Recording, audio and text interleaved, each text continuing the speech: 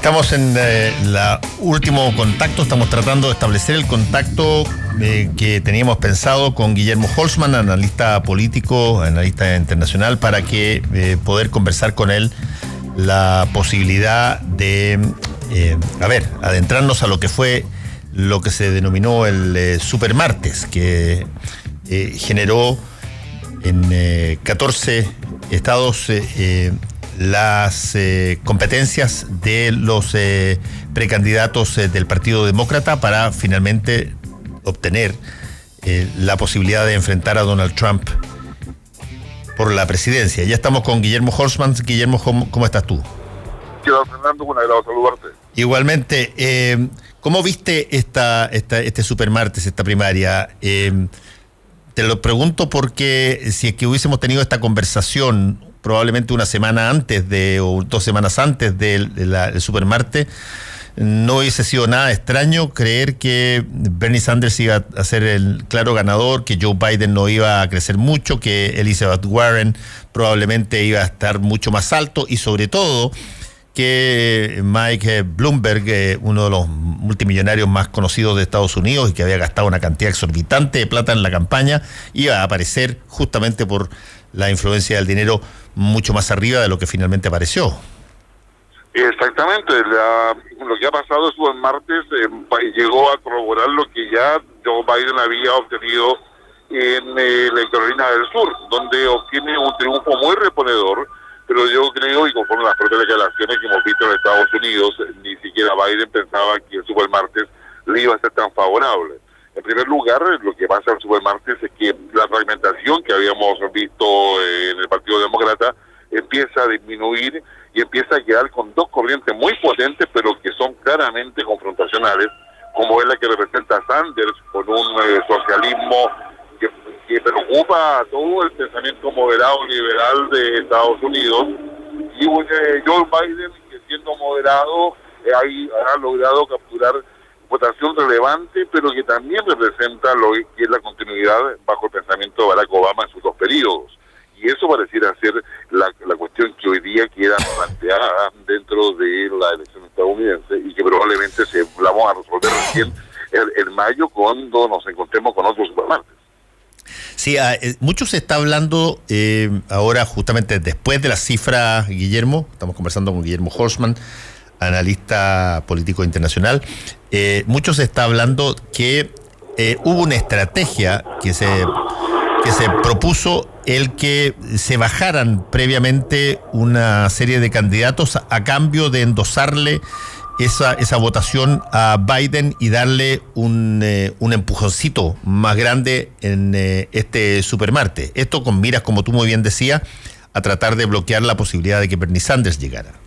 Exactamente, digamos, el fantasma o la posición que Bernie Sanders da, o el fantasma del socialismo asociado a Bernie Sanders, en definitiva, ha llevado al Partido Demócrata a poder fijar posiciones mucho más concretas en lo que había sido anteriormente, y eso significa abandonar la fragmentación, optar por la moderación, y eso favorece a Joe Biden. Entonces, Joe Biden, en definitiva, se va transformando en un candidato que es opción a Sanders, pero no sabemos si va a ser la mejor opción para Trump. Y en toda esta pugna interna del Partido Demócrata, Donald Trump sigue consolidando su propia posición. Sí, ahora, ahí hay un punto bien interesante que me gustaría preguntártelo, Guillermo, porque efectivamente Bernie Sanders se define como socialista, y esa palabra en Estados Unidos tiene una connotación determinante y causa movimiento electoral, pero si que tú miras las cosas que propone, salvo en 2 o 3 acepciones que eventualmente tienen que ver con Wall Street y todo lo demás, es más bien un socialdemócrata europeo en cualquier parte del mundo, digamos. Exactamente, y así él lo hace ver cada vez que dentro de los debates o las entrevistas se le sacan en cara de que es un socialista y eso en Estados Unidos no está permitido, no es políticamente correcto. Y él se declara como socialdemócrata. Ahora, él está planteando acceso gratuito a la salud, acceso gratuito a la educación, que son elementos principales dentro de lo que es la propuesta programática. Pero sin lugar a dudas, Sanders significaría un giro muy importante en la política internacional y nacional o doméstica de Estados Unidos. Y eso es lo que probablemente preocupa al establishment que hoy día está detrás de Joe Biden. Ahora, ¿cómo miras tú lo que ocurrió con Bloomberg? Bloomberg, que es bueno, un multimillonario de muchos miles de millones de dólares, una persona que además tiene uno de los medios de comunicación más connotados en materia financiera, una persona que puso cerca de entre 300 a 500 millones de dólares detrás de su precandidatura, y que sin embargo, después de que todos auguraban, pero que la plata iba a mandar, el votante norteamericano escogió a quien quería y no necesariamente a quien había puesto más plata. Exactamente, y además escoge entre candidatos, digamos, que ya pasan los 70 años, y no va por personas mucho más jóvenes. Bueno, eso es parte de lo que va a quedar para el análisis de esta carrera demócrata. Ahora, Bloomberg particularmente demostró que su ego, su personalidad y lo porfiado que era con respecto a los asesores, finalmente no le dio ningún resultado en las primarias, no le dio ningún tipo de capital político, digamos, de base electoral para poder negociar nada. Y en esta perspectiva lo que ha hecho es entregar su apoyo a Biden, pero seguir en la carrera contra Trump, que se transforma en un enemigo personal, básicamente en la política estadounidense. Sí, hoy día se informó de la decisión de Bloomberg de retirarse de la carrera y apoyar a Joe Biden. Yo me imagino que eso también va a pasar con varios, 2 o 3 de las otras personas que perdieron. Exactamente, o sea, estamos hoy día de lo que están quedando, Elizabeth Warren se está esperando también su dimisión y esa votación que ella tiene o ese apoyo que tiene iría para Sanders. Entonces lo que estamos viendo hoy día es un proceso de fragmentación inicialmente del Partido Demócrata para ahora encontrarnos como una polarización entre las propuestas de Biden y de Sanders. Y de los candidatos que van quedando, finalmente la que hoy día quizá importa, aparte de Bloomberg, es que la votación o el apoyo que tiene Elizabeth Warren estarían para Sanders, como te decía, y eso estaría marcando, yo diría, una competencia política que no se había visto, y no tengo memoria por lo menos, que haya sufrido el Partido Demócrata en años con elecciones anteriores. Sí, se había visto la aparición de un candidato independiente, como fue en algún momento dado Perot, o algún otro, digamos, pero Ross Perot, pero no el que se fragmentara hasta el final el Partido Demócrata. Ahora, una pregunta, ¿esto ya tiene de alguna manera un antecedente en la elección que ganó Donald Trump? Ahí también Donald Trump capitalizó bastante la cantidad de candidatos demócratas que había, mientras que se concentraron muy rápidamente los republicanos después de que no los trató muy bien Trump a muchos de ellos, básicamente detrás de esa única opción. Exactamente. Hoy día lo que nos encontramos en definitiva es con un partido demócrata que coincide en estar contra Trump, en tratar de ganar la presidencia de Donald Trump, a sabiendas que un segundo periodo de Donald Trump significa profundizar los cambios que ha realizado en la conducción o tipo de gestión política de Estados Unidos, tanto a nivel doméstico como internacional, pero también significa buscar la propia identidad del Partido Demócrata, que hoy día aparece bastante confusa frente a muchos electores. No obstante eso, la cantidad de gente que ha ido a votar en estas primarias por el Partido Demócrata ha aumentado con respecto a la anterior elección. Y estos son los fenómenos propios de un electorado estadounidense, donde por una parte Sanders quiere convocar a todos los jóvenes, porque sabe que ahí tiene un apoyo mucho más relevante. Jóvenes, estamos hablando menores de 40 años, y a su vez también Joe Biden, con su idea moderada, quiere poder finalmente consolidar el apoyo que tiene el mundo afroamericano, en parte del mundo latino y parte del mundo inmigrante. Y en ese sentido, las próximas primarias que se van a hacer los próximos estados van a ser muy relevantes y como decía inicialmente, en el mes de mayo probablemente vamos a tener una definición más clara respecto hacia dónde va esta confrontación, que mientras más profunda sea, más favorece a Donald Trump. Ahora estamos conversando con Guillermo Holzman, analista político e internacional. Ahora hay una situación que es bien interesante y que de alguna manera complota para que el Partido Demócrata pueda generar un candidato unitario desde ya, que tiene que ver con que Bernie Sanders ganó el estado más cotizado de todos, que es California, y que tiene una cantidad enorme de delegados para él. Y por lo tanto, siempre me imagino yo que tú obtienes un estado muy poderoso, la sensación que te queda es que no puedes bajarte. Exactamente, como Sanders yo creo que no se puede bajar. Yo tiendo a pensar que Sanders quedó desilusionado del supermartes, quedó, yo diría, sorprendido en cierta forma por el triunfo que logra Joe Biden. En el supermartes que acaba de pasar, se estaba en juego casi el 30% de los delegados que van a elegir a presidente de Estados Unidos. En consecuencia, hoy día los esfuerzos están por Sanders primero, y yo creo que Biden también, para no producir la división ideológica, sabiendo de que a mayor división, mayor posibilidad de triunfo de Donald Trump, como en segundo lugar, consolidar las próximas primarias, y Sanders y el equipo de Sanders yo creo que tiene una responsabilidad y tiene como un desafío por delante. Si Sanders logra remontar las próximas primarias, la situación de Biden se va a hacer más complicada electoralmente, pero también ahí va a estar todo el debate ideológico respecto a qué tipo de liberalismo dentro de la lógica demócrata quiere ir el partido. Si acaso es por una liberal progresista, o tipo socialdemócrata europeo, como lo plantea Sanders, o uno moderado que ya lo tuvo por 2 periodos con Barack Obama en Estados Unidos. Sí, ahora, esto es interesante porque el sistema norteamericano es un sistema de elección indirecta de candidatos y también del candidato presidencial. Tú votas por una persona, pero no necesariamente quien saca la mayoría de esos votos escoge al candidato. Para eso escoge delegados que van a una convención, y en esa convención finalmente se dirime quién es el candidato del partido. Lo mismo en el caso de la presidencia. No votas tú directamente por el candidato a presidente, sino que votas poniendo su nombre, pero la suma de todos esos votos deriva en básicamente delegados a una también electorales, a un colegio electoral que finalmente es el que decide por mayoría quién es presidente de Estados Unidos. Por lo tanto, tú siempre tienes la sensación, en la medida de que todavía faltan algunos estados por dar una determinación, de si es que puede darse un cambio súbito.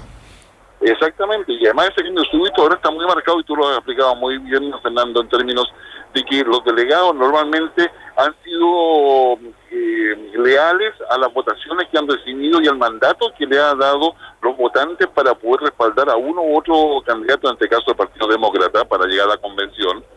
Pero también ya tuvimos en la elección pasada algunas disidencias de que delegados que habían sido electos por determinada fórmula, finalmente en la convención cambiaron su voto y alegaban específicamente de que ellos tenían la libertad de hacerlo por ser justamente delegados representativos, que esto es un debate y una discusión al respecto. También tenemos la experiencia de que en la elección pasada Hillary Clinton sacó más votos en términos de votos individuales o sufragios, y sin embargo la convención final, que se hace como la reunión con todos los delegados para elegir al presidente de la República, en definitiva, el colegio electoral, en definitiva, favoreció a Donald Trump. Y eso por el peso y los triunfos que había obtenido en determinados estados. Sí, ahí hay también nosotros que estamos en Chile hablando de todos estos procedimientos electorales, en el plebiscito de paridad, si es que meter la mano en la urna, si es que no meter la mano en la urna, si es que aquí hay distorsiones o no hay distorsiones.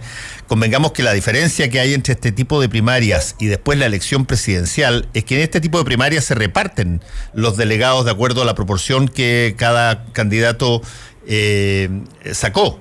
Pero en la elección presidencial, el candidato que gana un estado se lleva a todos los delegados del estado.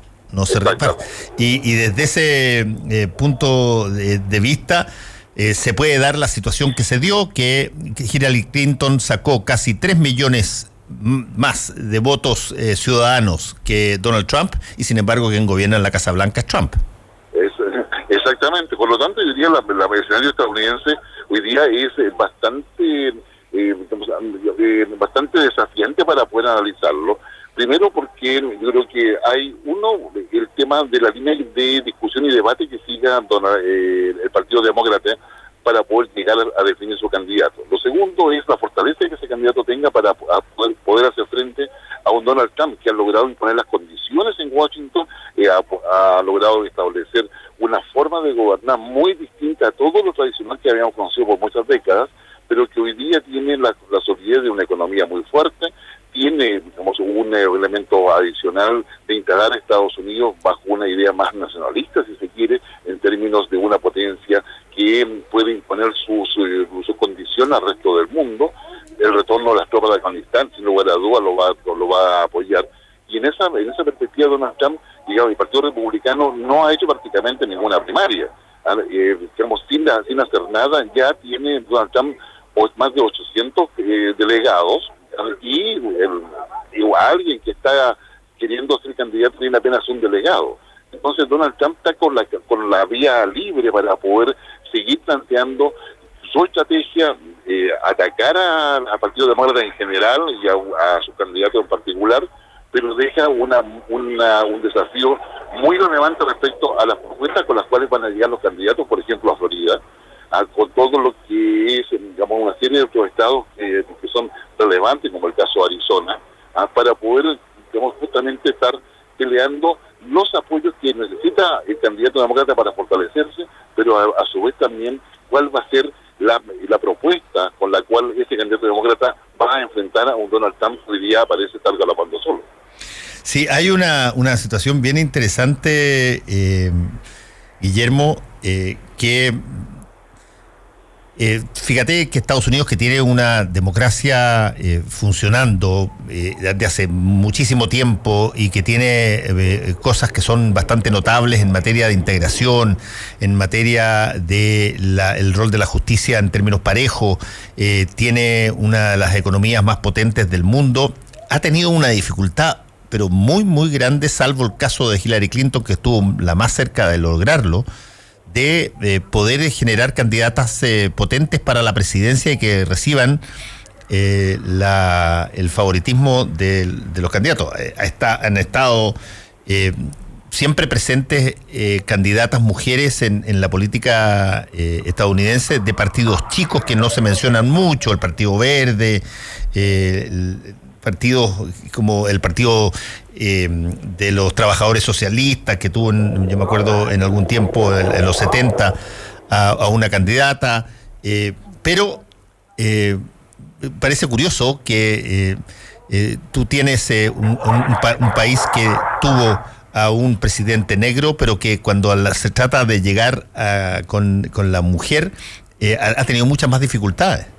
Exactamente, y eso ha sido todo un tema, digamos, dentro de una estructura de poder de Estados Unidos, a lo cual se enfrentó Donald Trump desde una perspectiva muy particular, pero donde el mismo Donald Trump recoge un poco la suerte de exclusión que la mujer ha tenido en la política estadounidense. Esto recién tuvo cambios ahora en la última elección legislativa, en el recambio tanto en la Cámara de Representantes como también en una parte del Senado, pero particularmente en la Cámara de Representantes, donde llegan no solamente mujeres, sino que abiertamente hay gays, hay lesbianas, digamos, cambia el panorama político de la conformación de ese establishment, donde se toman las decisiones y donde se distribuye el poder de forma bastante importante.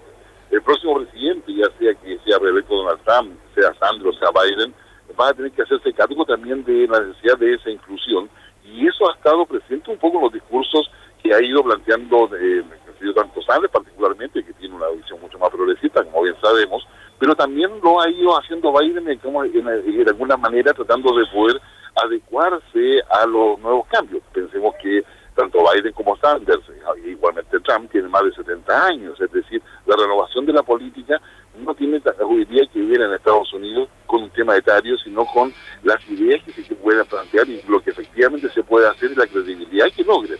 Y eso está hablando de un sistema político que no ha logrado la renovación de forma oportuna, está en un proceso de adaptación, pero eso normalmente lleva, como lo hemos visto en otras democracias, al surgimiento de posiciones más radicales que efectivamente termina convenciendo a los electores. Sí, así es. Bueno, muchas gracias, Guillermo Horstmann, por este contacto con Combinación Clave. Que te vaya muy bien. Igualmente, Fernando, que tenga excelente día.